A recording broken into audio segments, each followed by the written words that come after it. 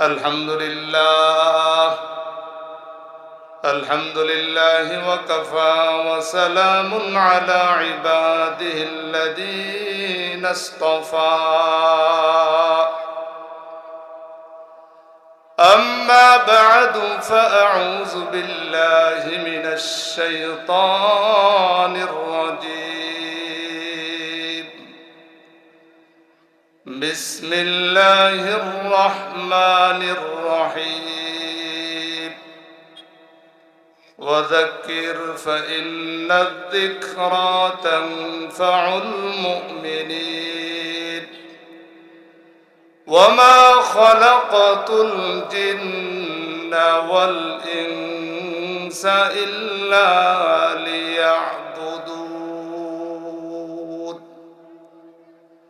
وعن عقبة بن عامر رضي الله تعالى عنه قال قلت يا رسول الله من نجاه قال أمسك عليك لسانك وليسعك بيتك وابكي على خطيئتك أو كما قال النبي صلى الله عليه وسلم. সকলে মহব্বতের সাথে আমার সাথে দুরূদ ইব্রাহিম পড়ি। اللهم صل على محمد وعلى آل محمد كما صليت على إبراهيم وعلى آل إبراهيم إنك حميد مجيد. اللهم بارك على محمد وعلى آل محمد كما باركت على إبراهيم وعلى آل إبراهيم إنك حميد مجيد. الحمد لله.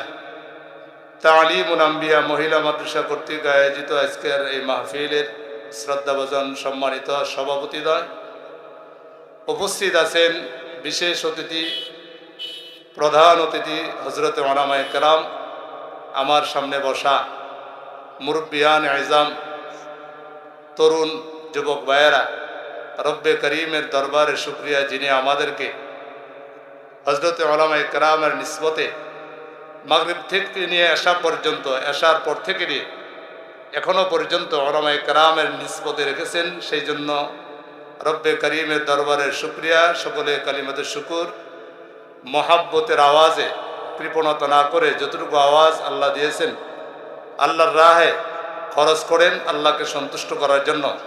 একসাথে এক বাক্যে উঁচু আওয়াজে সমস্বরে সকলে পড়ি আলহামদুলিল্লাহ। আমি জিজ্ঞাসা করতে চাই, আপনারা এখানে উপস্থিত হতে পেরে খুশি না বেজার? খুশির আওয়াজ ছোট না বড় হয়? আপনাদের আওয়াজ প্রথমে সালাম দিলাম আসার পরে একটু বেজার বেজার মনে হইল, অখুশি মনে মনে ভাবতে পারেন নিজেদের এলাকার সন্তান। এটা ভাবার কোনো সুযোগ নেই।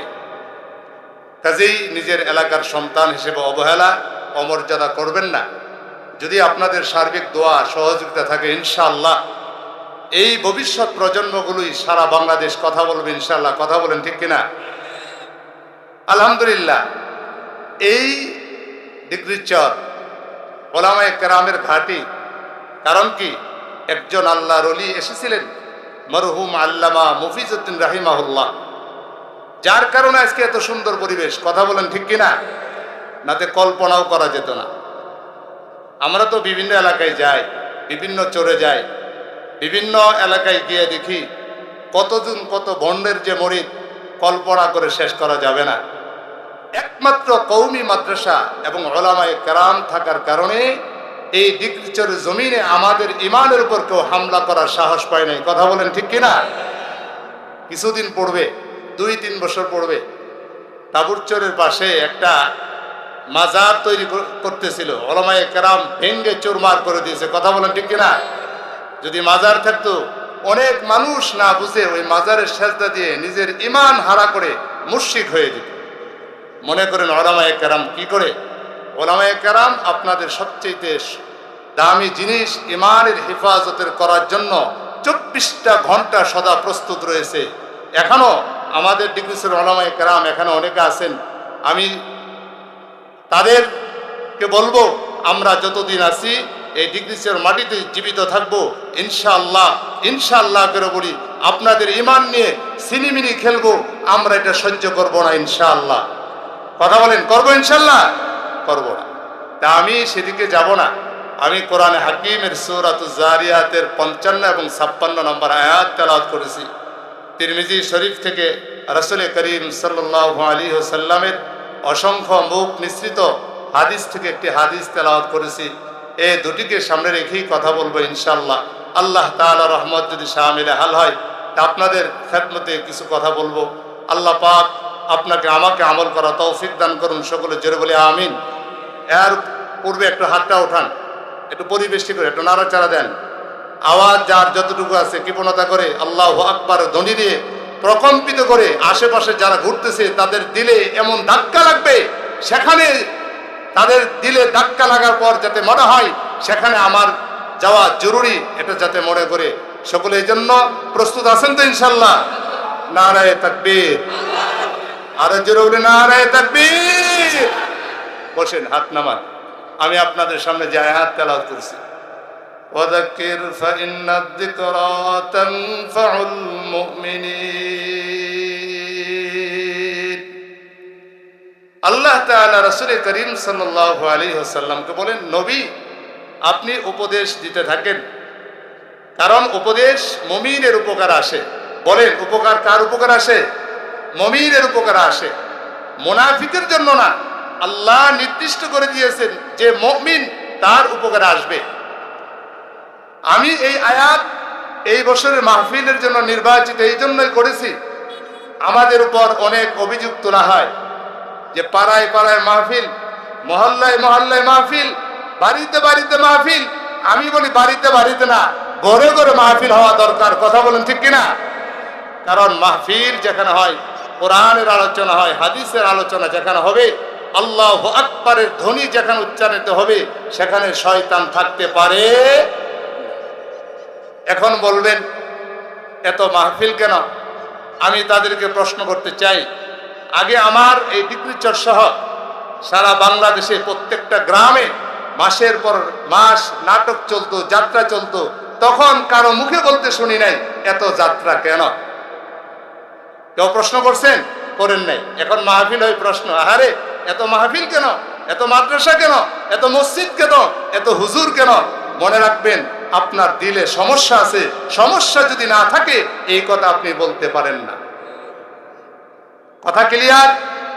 এই জন্য আল্লাহ বলেন ওয়াযাক্কির ফাইন্নাদ যিকরা তানফাউল মুমিনিন। আল্লাহ তাআলা হযরতে মুহাম্মদুর রাসূলুল্লাহ সাল্লাল্লাহু আলাইহি ওয়াসাল্লামকে বলেন, নবী উপদেশ দিতে থাকেন, কারণ উপদেশটা মুমিনের উপকার আসে। জোরে বলি সুবহানাল্লাহ। কিন্তু আমাদের সমস্যা কি জানেন? এই যে এত টাকা খরচ করে মাহফিল করছে, দুর্ভাগ্যজনক বশত আমাদের মাহফিলগুলোতে এখন মেলায় পরিণত করছে। কথা খেয়াল করেন, দুই চারটি এই কথা আমার আজকে বলতেই হবে। প্রত্যেকটা মাহফিল আমি এই কথাটা বলবো। কারণটা হইল এই মাহফিল উপলক্ষে এখন মেলার আয়োজন চলে, যেখানে মানুষ আসবে দ্বীনি কথা শুনবে। এই দ্বীনি কথা থেকে ফেরানোর জন্য এখন দোকানপাট চলছে, আছে কি নাই? কথা বলেন। মাহফিল কিসের জন্য? মানুষ দ্বীন শিখবে। দ্বীনের নামে আমরা বেদিন কাজ চলছি। আমি বলতে চাই এই দ্বীনের নামে বেদিনী কাজ বাংলাদেশে আর চলতে দেওয়া হবে না। কথা বলেন ঠিক কিনা? কেমনে চলতেছে? রাসূল করিম সাল্লাল্লাহু আলাইহি ওয়াসাল্লামের উপর যখন কোরআন নাজিল হইল, হওয়ার পর যখন কোরআন তেলাওয়াত করেন, মুশরিক আর কাফেররা কোরআন তেলাওয়াত শুনে ইসলাম গ্রহণ করে। কাফের এবং মুশরিকদের লিডার যারা ছিল তাদের ধাক্কা লাগলো, আহারে কিভাবে বিরত রাখা যায়। তারা পরামর্শ করলেন আগত হজে লোক মুড়ে মুড়ে সেট করবা, যাতে এই মুহাম্মদ সাল্লাল্লাহু আলাইহি ওয়াসাল্লাম সম্পর্কে কেউ পাগল বলবা, কেউ জাদুকর বলবা, কেউ গণক বলবা, যাতে কোনো মানুষ মুহাম্মদ সাল্লাল্লাহু আলাইহি ওয়াসাল্লামের কাছে না যায়। وقال الذين كفروا لا تسمعوا لهذا القرآن والغوا فيه لعلكم تغلبون। কাফেররা বলে এই কোরআন তোমরা শুনিও না, এবং কোরআন যখন পাঠ করা হয় গন্ডগোল করবা, হট্টগোল করবা, আওয়াজ করবা, তাহলে তোমরা বিজয় লাভ করবে। আমি তো মনে করি কাফেররা কোরআন থেকে দূরে রাখার জন্য রাসূলকে পাগল বলেছে। সেই পাগল বলে এখন টিকতে পারবে না, কিন্তু শয়তান ভিন্ন কৌশল করে আপনাকে আমাকে দ্বীনি মাহফিল থেকে সরানোর জন্য এখন দোকানপাটের ব্যবস্থা করছে।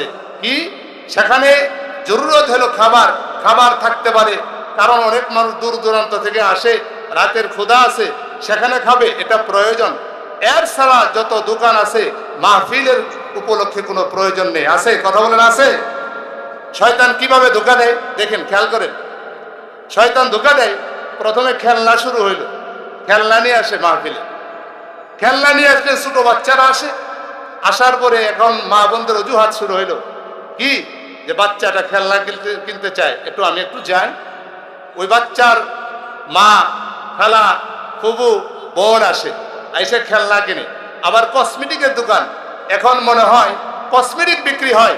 যেখানে আমরা পর্দার ওয়াজ করব সেখানে বেপর্দা চলছে, সেখানে কসমেটিকের নামে পুরুষ আর নারী একাকার হয়ে চলছে। মাহফিলের উদ্দেশ্য এটা ছিল না। মাহফিলের উদ্দেশ্য ছিল মা বোনেরা ঘরে থাকবে, দিন শিখবে, আমরা এখানে বসে ওয়াজ শুনবো।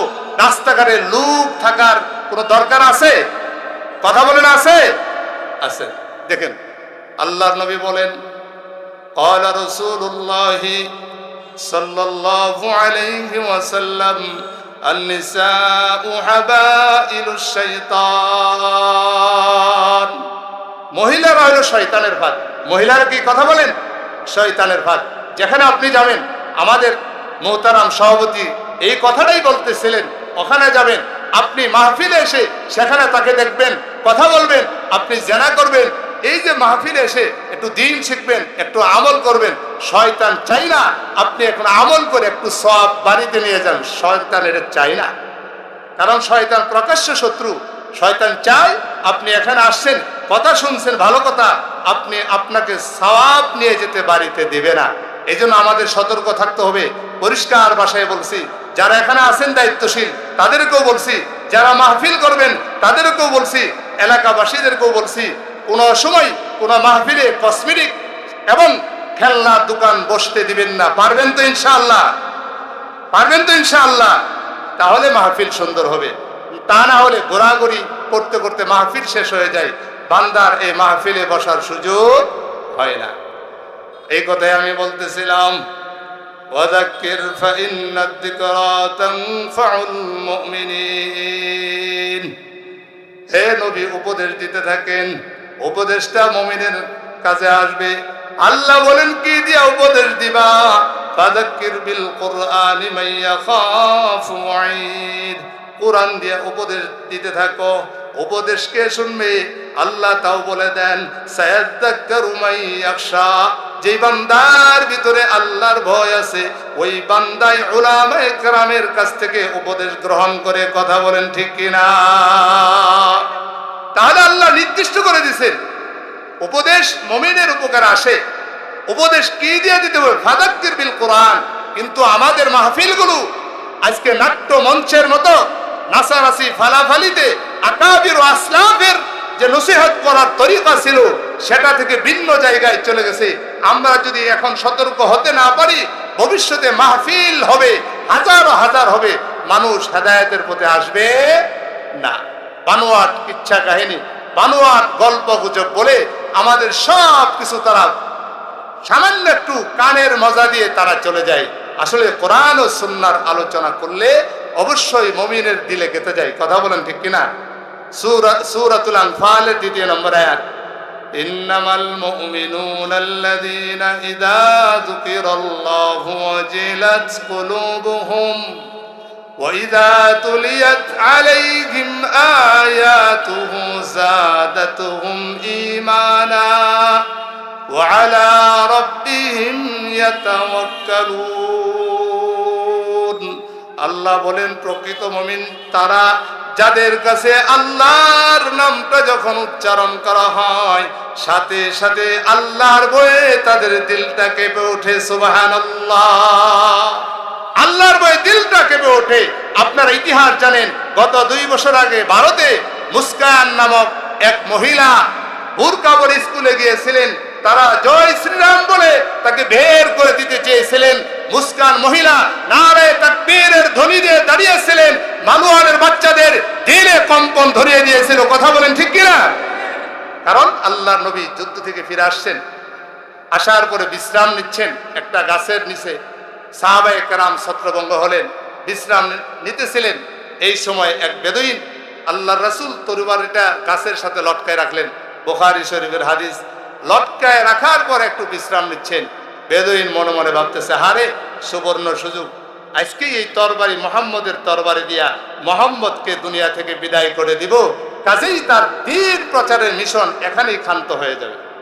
এই কথা বলে সে এসে তরবারি নিলেন, নিয়ে বলে, ইয়া মুহাম্মদ, আজ তোমাকে কে বাঁচাবে? বলো তোমাকে কে বাঁচাবে? আমার হাতে তরবারি, তোমাকে বাঁচাবে কে? আল্লাহ রাসূল বলেন, আল্লাহ। বাঁচানোর মালিককে? কথা বলেন, একটু জোরে বলেন না কে? আরো জোরে বলেন, বাঁচানোর মালিককে, মউতের মালিককে, হায়াতের মালিককে।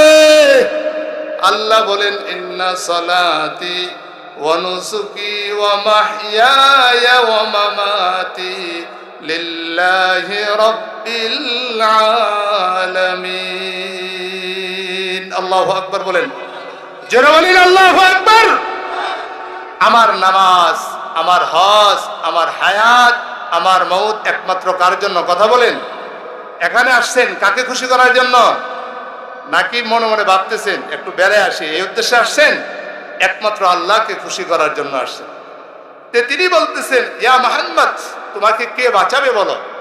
আল্লাহর নবী, আল্লাহ। আল্লাহর শব্দের এত পার বলার সাথে সাথে বেদুইনের দিলের ভিতরে ঘূর্ণিঝড় শুরু হয়ে গেছে।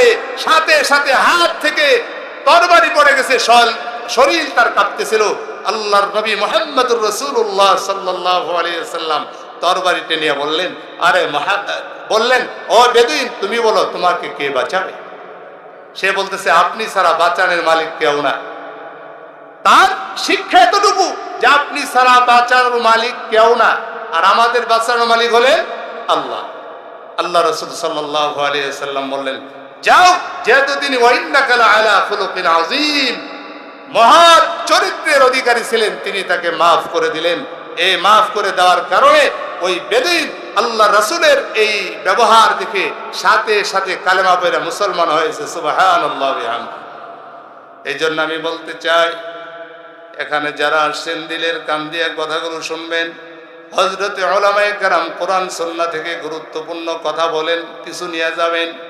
আমার যে উদ্দেশ্য, কিয়ামত পর্যন্ত হযরতে উলামায়ে কেরাম নসিহা করবেন। নসিহা যদি আপনার আমার কান পর্যন্ত না পৌঁছে, আল্লাহর বান্দা মনে রাখবেন, যদি কোরআন সুন্নাহর আলোচনা আপনি যদি শুনতে না আসেন, তা না হলে হয়তোবা আপনার সময়টা গুনাহের কাজে কেটে যাবে। এখানে আসছেন, আমি তো জানি আমাদের সকাল বাজারের অবস্থা আমি খুব ভালো করে জানি। বলবো? কথা বলেন, বলবো? আমাদের বয়স্ক লোকদের কারণে যুবকরা চা পর্যন্ত হোটেলে চা দোকান গিয়ে বসে চা খেতে পারে না। তাদের দখলে সিট। কথা বলেন ঠিক না ঠিক? জোরে বলতে হবে, ঠিক না ঠিক? এমন ভাবে বসে নামাজ 5 ওয়াক্ত পড়ছে, চশমাও চোখে আছে, 24 ঘন্টা টিভি যে দেখতেছে, একবার চোখের পলক মারার সুযোগ বান্দার নাই। কথা ঠিক না ঠিক? আপনার বয়স শেষ, আপনি কোথায় যাবেন? সামনে আপনার কবর। আপনার কি করা দরকার? আপনি কি করতেছেন? আপনার তো বোঝা দরকার আমার হায়াত আল্লাহ পাক দিয়েছিলেন, কেন দিয়েছিলেন? কদম সোয়ে মারকাদ, নজর সোয়ে দুনিয়া, कदम सूए मरकद नजर सूए दुनिया कहा जा रहा है किधर देखता है।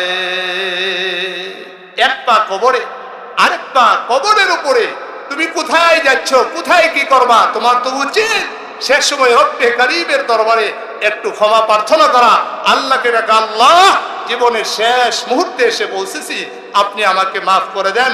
এইভাবে কান্না করে সাহাবায়ে কেরাম কান্না করতেন, হযরতে ওমর কান্না করতেন, হযরতে আবু বকর রাদিয়াল্লাহু তাআলা আনহু কান্না করতেন, হযরতে উসমান রাদিয়াল্লাহু তাআলা আনহু কবরের পাশে গিয়ে কান্না করে চোখের পানি বেয়ে বেয়ে তার দাড়ি মোবারক পর্যন্ত ভিজে যেত। তিনি কান্না করতেন আর বলতেন, রাসূলকে বলতে শুনেছি, কবর হইল আখিরাতের প্রথম গাঁটি, এই গাঁটি থেকে যে মুক্ত হবে পরবর্তী গাঁটি সহজ হয়ে যাবে, এই গাঁটিতে যে আটকে যাবে পরবর্তী গাঁটি তার জন্য কঠিন হয়ে যাবে। সাহাবায়ে কেরাম জান্নাতের সুসংবাদ পেয়েছেন, আপনার আমার জান্নাতের সুসংবাদ নাই। কি হবে? অনিশ্চিত দিকে আমরা আগাচ্ছি। এই জন্য আমাদের উচিত কি? আমাদের উচিত হলো গুনাহ থেকে নিজেকে বাঁচিয়ে রেখে আল্লাহর গোলামি করে তওবা ইস্তেগফার করে ভবিষ্যৎ সামনের জীবন আমাদের চালানো। কথা বলেন ঠিক কিনা? বলবেন অনেক মানুষ। হযরত মাওলানা মুফতি ফজল আমিনী রাহিমাহুল্লাহ আল্লাহর পথে তার একটা বয়ান সংকলন আছে, আল্লাহর পথে। তিনি আমার উস্তাদ বুখারী শরীফের, আল্লাহ হযরতের কবরকে নূরে নূরান্বিত করে দেন, সকলে জোরে বলি আমিন। তার ঘটনা মনে পড়ে গেল। এখন তো অনেক মুসলমান আমরা যা দেখি সব সুরাতান মুসলমান, হাকিকতান মুসলমানের বড় অভাব। চেহারায় মুসলমান, টুপি পাঞ্জাবি মুসলমান হইতে পারি, প্রকৃতপক্ষে আমরা মুসলমান হইতে পারি? কথা বলেন, মুসলমান হইতে পারি নাই। আল্লাহ এটাই বলছেন, তোমরা মুসলমান না হয়ে কবরে আসিও না, মুসলমান না হয়ে তোমরা মৃত্যুবরণ করিও না। ইয়া আইয়ুহাল্লাযীনা আমানুত্তাকুল্লাহ হাক্কা তুকাতিহি ওয়া লা তামুতুন্না ইল্লা ওয়া আনতুম মুসলিমুন। সূরা আলে ইমরানের 102 নম্বর আয়াত। আল্লাহ ইমানদারকে ডেকে বলেন, ও আমার বান্দারা, তোমরা আমাকে প্রকৃতপক্ষে আমাকে ভয় করো, যথাযথ ভয় করো, এবং মুসলমান না হয়ে তুমি মৃত্যুবরণ করিও না। কিন্তু আমরা যা দেখি, আমরা সূরাতান মুসলমান হইলেও হাকিকি মুসলমান হইতে পারি নাই। হযরতে মুহাম্মদুর রাসূলুল্লাহ সাল্লাল্লাহু আলাইহি ওয়াসাল্লামের একজন চাচা ছিলেন আবু জাহাল। চেহারার সাথে বড় মিল ছিল, কিন্তু এই চেহারা দিয়ে সে নাজাত পাবে না, মুক্তি পাবে না। কারণ কি? সূরত মুহাম্মদুর রাসূলুল্লাহর মতো হলেও সে আসলে মুসলমান না, সে মুশরিক, সে জাহান্নামী। কথা বলেন ঠিক কিনা? গর্ব সূরত আদমি ইনসাবুদে, গর্ব সূরত আদমি ইনসাবুদে, আহমদ ও জাহাল হাম এক সাবুদে। রাসূলের চেহারার সাথে আবু জাহেলের চেহারার অনেকটা মিল ছিল, চেহারা দিয়ে মুক্তি পাওয়া যায় নাই। আল্লাহ রাসূল বলেন, ইন্নাল্লাহা লা ইয়ানজুরু ইলা সুওয়ারিকুম ওয়া আমওয়ালিকুম ওয়ালাকিন ইয়ানজুরু ইলা কুলুবিকুম ওয়া আমালিকুম। মুসলিম শরীফের হাদিস। আল্লাহর নবী বলেন, তোমাদের চেহারা আল্লাহ দেখবেন না, আকৃতি দেখবেন না, তোমাদের সম্পদ দেখবেন না, তোমাদের কলব আর আমল দেখবেন। তোমার অন্তর ঠিক, তোমার আমল ঠিক, তোমার দুনিয়া ও আখিরাতের সব ঠিক। কথা বলেন ঠিক কিনা? ঠিক কিনা? ইয়াউমা লা ইয়ানফাউ মালুন ওয়ালা বানুন ইল্লা মান আতাল্লাহা বিকলবিন সালিম। হাসর ময়দানে সম্পদও কাজে আসবে না, এই সন্তানও কাজে আসবে না। একমাত্র যে ব্যক্তি কলবে সলিম, পরিষ্কার অন্তর, কুফর শিরক বিদআত মুক্ত অন্তরে যে বান্দা হাজির হবে, ওই বান্দাকে আল্লাহ তাআলা জান্নাতের মেহমান বানায় দিবেন। সুবহানাল্লাহ বিহামদিহি। হাকিকি মুসলমান হইতে হবে। তো হযরত মাওলানা আল্লামা মুফতি ফজলুল আমিনী রাহিমাহুল্লাহ তার আল্লাহর পথে বয়ানে লিখেছেন, একজন বুজুর্গ ছিলেন মির্জা মাজহারে জানেজা। বুজুর্গের নাম হলো মির্জা মাজহারে জানেজা রাহিমাহুল্লাহ। অনেক বড় বুজুর্গ ছিলেন। দিল্লির এক মসজিদের তিনি ইমাম ছিলেন। মসজিদে যখন ঢুকেন, কথা খেয়াল করেন, এটা একটু খেয়াল করেন মেহেরবানি করে, দিল দিয়ে কথাগুলো শোনার চেষ্টা করেন। কারণ আল্লাহ বলেন সূরা জুমার 17-18 নম্বর আয়াত, বাবাশশির ইবাদ الذين يستمعون القول فيتبعون أحسنه أولئك الذين هداهم الله وأولئك هم أولو الألباب আল্লাহ নবীকে বলেন, ঘোষণা দেন, আমার বান্দা যারা মনোযোগ দিয়ে গুরুত্ব দিয়ে কথাগুলো শুনবে, উত্তম কথাগুলো যারা অনুসরণ করবে, আল্লাহ নিজ জিম্মাদারিতে তাকে হেদায়েতের পথে উঠায় দিবেন। জোরে বলতে হবে সুবহানাল্লাহ। আল্লাহ এই কোরআন সুন্নাহর কথা যদি মনোযোগ দিয়ে শুনেন, আল্লাহর ওয়াদা আপনাকে হেদায়েতের পথে চালায় দেন। আর আল্লাহ তাআলা বলেন, যারা কোরআন সুন্নাহর কথাগুলো মনোযোগ দিয়ে শুনবে তাদেরকে জ্ঞানী বলে আল্লাহ আখ্যায়িত করেছেন। সুবহানাল্লাহ বলবেন না? একটু জোরে বলি না সুবহানাল্লাহ। মির্জা মাজহার জানেজা রাহিমাহুল্লাহ দিল্লির মসজিদের ইমাম ও খতিব মসজিদে জাহানার আসেন। মজার ঘটনা হইল, তিনি মসজিদে যাওয়ার সময় তার মাথায় পাগড়ি, গায়ে জুব্বা, কিন্তু তার মসজিদে ঢোকার সময় তার মুখটা রুমাল দিয়ে ঢেকে যান। আমাদের মসজিদের ইমাম ও খতিব যদি দৈনন্দিন 5 ওয়াক্ত নামাজ মসজিদে পড়ান, রুমাল দিয়ে মুখ ঢেকে যান, আপনি আমি আপনার আমার ভিতরে কৌতূহল জন্মাবে, কেন আপনি হুজুর কি কারণে মসজিদের ভিতরে রুমাল দিয়ে মুখ ঢেকে আপনি ঘরে ঢুকেন, মসজিদের ভিতরে ঢুকেন, কারণটা কি? মির্জা মাজহার জানেজা রাহিমাহুল্লাহ দিল্লির মসজিদের ইমাম ও খতিব, তিনি যখন মসজিদে নামাজ পড়াইতে যান, চেহারাটা রুমাল দিয়ে ঢেকে যান। নামাজ শেষ আবার রুমাল দিয়ে চেহারা ঢেকে মসজিদ থেকে বের হয়ে যান। মুরিদদের ভিতরে, ভক্তদের ভিতরে কৌতূহল, আমাদের শায়খ মুর্শিদ মির্জা মাজহার জানেজা রাহিমাহুল্লাহ কেন মসজিদে ঢোকার সময় তিনি রুমাল দ্বারা নিজের মুখটা ঢেকে ঢুকেন, আবার রুমাল দিয়ে ঢেকে মসজিদ থেকে বের হয়ে যান, কারণটা কি? এক মুরিদ জিজ্ঞাসা করে, ও হুজুর আপনি কেন মুখটা রুমাল দিয়ে ঢেকে মসজিদের ভিতরে ঢুকেন, মসজিদে বের হয়ে যান, কারণটা কি? দূর দূরান্ত থেকে মানুষ আছে আপনার পিছে নামাজ পড়ার জন্য, আপনার চেহারা দেখার জন্য, তারা নামাজ পড়ে বটে কিন্তু তারা আপনার চেহারা দেখতে পায় না। আসেন রুমাল দিয়ে ঢেকে যান, রুমাল দিয়ে ঢেকে, কিন্তু দূর দূরান্ত থেকে মানুষ আসে, আপনার চেহারা তারা দেখতে পায় না, তাদের আফসোস আপনার চেহারা তারা দেখতে চায়। হযরত তার কারণটা কি?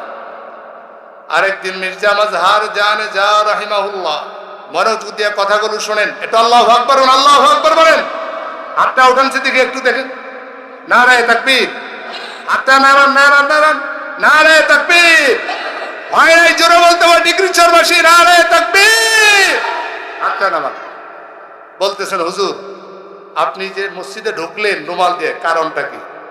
এ কথা বলতেই মির্জা মাজহার জানেজা রাহিমাহুল্লাহ তার পাগড়ি তার মুরিদের মাথায় দেওয়ার পর সাথে সাথে বেহুশ হয়ে জমিনের মধ্যে পড়ে গেছে, অজ্ঞান হয়ে গেছে। কিছুক্ষণ পর যখন মুরিদের হুঁশ আসছে, মির্জা মাজহার জানেজা রাহিমাহুল্লাহ বলেন, ও আমার মুরিদ ভক্ত, তুমি কেন জমিনের মধ্যে পড়ে গেলা হঠাৎ করে, কারণ কি? তখন ওই মুরিদ ভক্ত বলে, হুজুর এই পাগড়ি দেওয়ার সাথে সাথে আমার দিল খুলে গেছে, কাশফ হয়েছে, আমি অন্তরের চক্ষু দিয়ে দেখতে পেলাম, যদিও মসজিদ এখানে মুসলমান ঢুকেছে, ইমানদার ঢুকেছে, কিন্তু পাগড়ি দেওয়ার সাথে সাথেই আমি দেখতে পেলাম মসজিদে শিয়াল দেখা যায়, কুকুর দেখা যায়, ইঁদুর দেখা যায়, বাঘ ভাল্লুক দেখা যায়, সিংহ দেখা যায়, হিংস্র প্রাণী দেখা যায়, কোনো মানুষ দেখা যায় না। মানুষ তো দেখা যায় না, কথা আমি শেষ করে দিচ্ছি, মানুষ দেখা যায় না, তার কারণটা কি? তখন মির্জা মাজহার জানেজা রাহিমাহুল্লাহ বলেন, ও আমার মুরিদ শুনে রাখো, আমি দৈনন্দিন 5 ওয়াক্ত নামাজে এই জন্যই রুমাল দিয়ে আমার চেহারা ঢুকে মসজিদে ঢুকি, আবার রুমাল দিয়ে ঢেকে মসজিদ থেকে বের হয়ে যাই, কারণ কোন মানুষের স্বভাব কুকুরের মতো, কারো স্বভাব শিয়ালের মতো, কারো স্বভাব সিংহের মতো, কারো স্বভাব ইঁদুরের মতো। ওই অভ্যাস নিয়ে তারা মসজিদে ঢুকেছে, সুরতান মুসলমান হইলেও হাকিকতান মুসলমান নয়। এই জন্য দৈনন্দিন আমি 5 ওয়াক্ত নামাজ পড়ার সময় এই মুক্তা রুমাল দিয়ে আমি মসজিদে ঢুকে যাই। জোরে বলি সুবহানাল্লাহ। আমি আপনাদের সামনে যে আয়াত তেলাওয়াত করেছিলাম, আয়াত আর হাদিসের অনুবাদ বলেই আমার আলোচনা আমি শেষ করে দিচ্ছি। আল্লাহ বলেন ওয়াদাক্কির ফা ইন্নাদ যিকরা তানফাউল মুমিনিন। ও আল্লাহর নবী, আপনি উপদেশ দিতে থাকেন, উপদেশ মুমিনের উপকার আসবে। 56 নম্বর আয়াত আল্লাহ বলেন ওমা খালাকতুল জিন্না ওয়াল ইনসা ইল্লা লিয়াবুদুন। দুনিয়াতে জিন আর মানুষ পাঠানোর আমি আল্লাহর উদ্দেশ্য হইল আমার বান্দারা আমি আল্লাহর গোলামি করবে। আর হাদিস যেটা পড়েছি তিরমিজি শরীফ থেকে, ও আন উকবাত ইবনে আমির রাদিয়াল্লাহু তাআলা আনহু قال উকবা ইবনে আমির বলেন কুলতু ইয়া রাসূলুল্লাহ, হে আল্লাহর রাসূল, মান নাজাতু, আমাদের মুক্তির উপায় কি?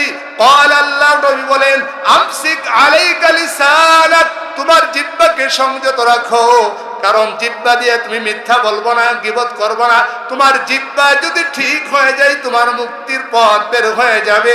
2 নাম্বার আল্লাহর নবী বলেন আমসিক আলাইকা লিসানাক ওয়ালিয়াসাকা বাইতুক, তোমার ঘর যেন তোমার জন্য প্রশস্ত হয়, কাজেই কাজ সারা ঘরের বাহিরে তুমি যাবে না।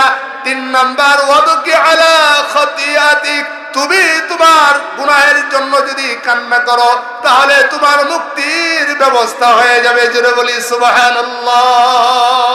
1 নাম্বার নিজের জিহ্বাকে সংযত করতে হবে। 2 নাম্বার নিজের ঘরকে প্রশস্ত করতে হবে, অর্থাৎ হইল কাজ ছাড়া বাহিরে যাবেন না, যতটুকু সময় থাকবে ঘরে থাকবেন, বাহিরে বাজারে আড্ডা না দেওয়া। 3 নাম্বার যে আল্লাহর নবী বলেন তুমি যা গুনাহ করছো এর জন্য যদি তুমি কান্না করো তাহলে তোমার মুক্তির ব্যবস্থা হয়ে যাবে।